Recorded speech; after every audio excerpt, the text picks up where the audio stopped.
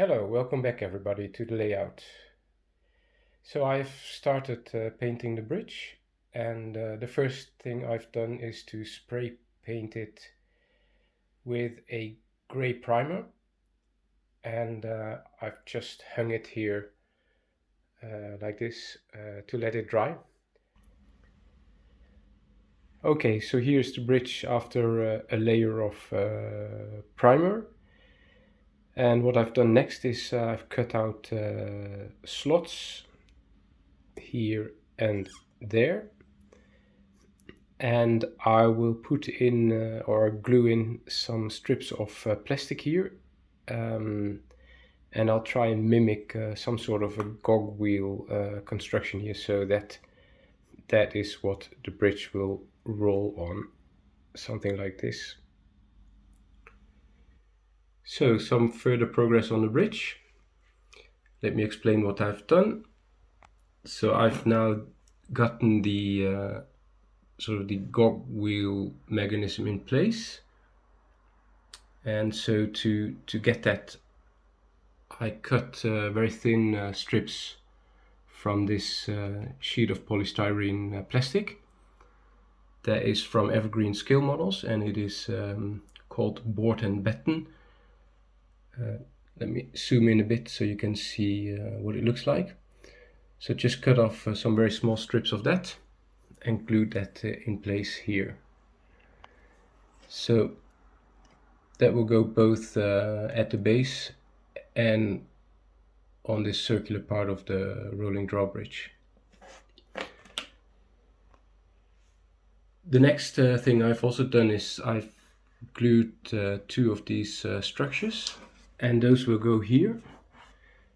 And so then the idea is that to this point here I will have a cog wheel that will then run over this top beam here. So that is sort of these structures here are sort of the support structure for that mechanism. So if everything is well, when I roll the bridge up, it should that point where the cog wheel is going should stay at the same height, because it's the center of this circle here. So that appears to be working quite nicely. And then the same is done on the other side.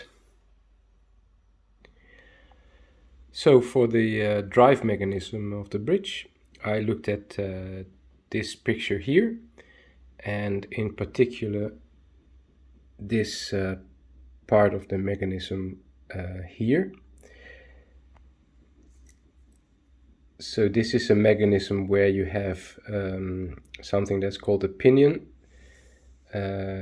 which is sitting here, which is rolling over this beam here.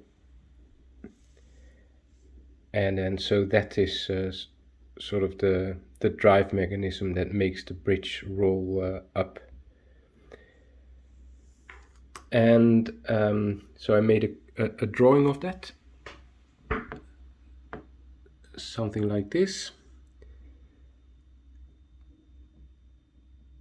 And to construct this, I purchased some cog wheels, various sizes, and I used that to come up with something that looks like this. So then this will be glued on the sides of the bridge. I don't know if you can see it well. Yeah. So it's a little bit difficult to get in focus, but I think you can see what it looks like. I used a small piece of painter's tape to fix the drive mechanism temporarily in place, and that's just to give you an impression of what it will look like.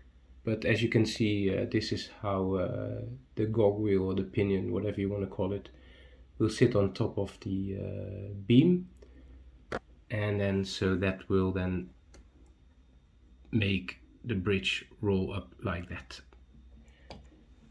Alright, so here we have the last bits that need a layer of primer. So here we have the small pieces that go in the slots that the bridge will roll on. And then over here we have the drive mechanisms on the sides of the bridge and the structures that they will run on and rest on. In addition, I've made this small piece here that will serve as the driving rod for the drive mechanisms that you will see here. So this small piece here will go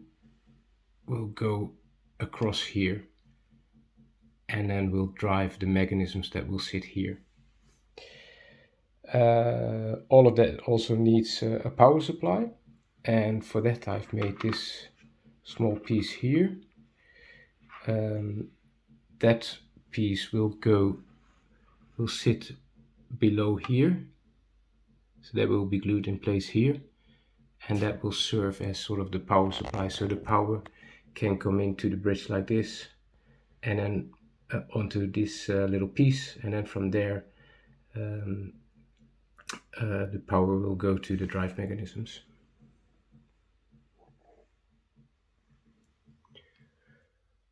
Alright, so the remaining parts have gotten a layer of primer now, and they are glued on the bridge. So that means that the entire structure of the bridge is ready now.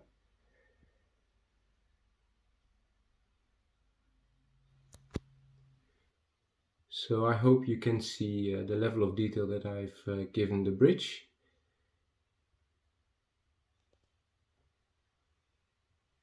I think all in all it looks really nice. At least I'm very happy with the end result. So what is remaining now is the painting and the weathering. And that holds the same for the concrete blocks on either side. As you can see on the block on the left, I've started adding some cracks. I will do the same on the right hand side as well.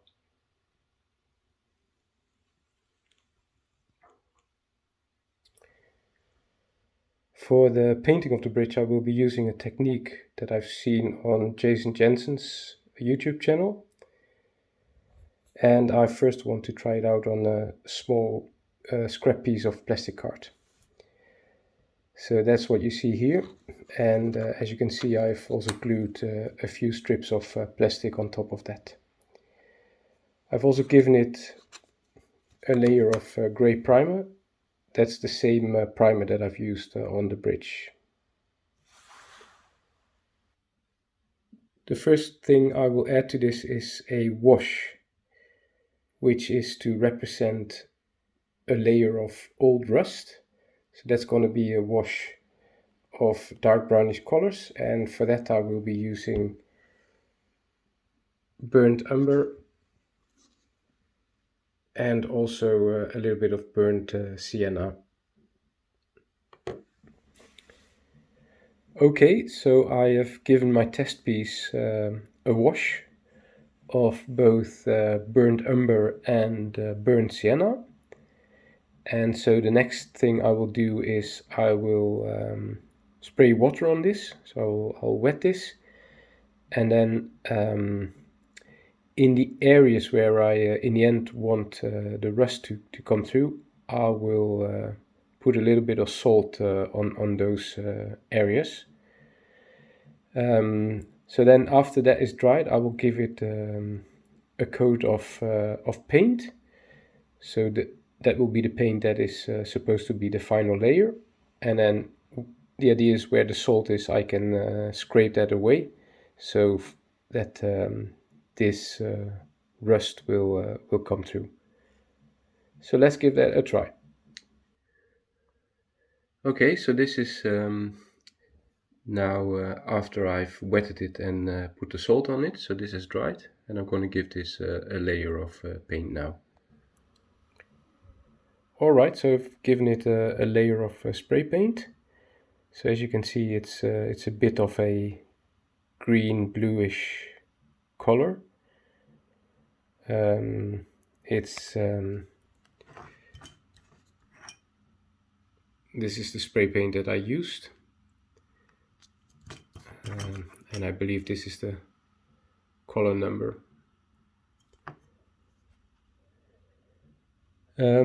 So zooming in, you can still see the salt grains that I've spray painted over.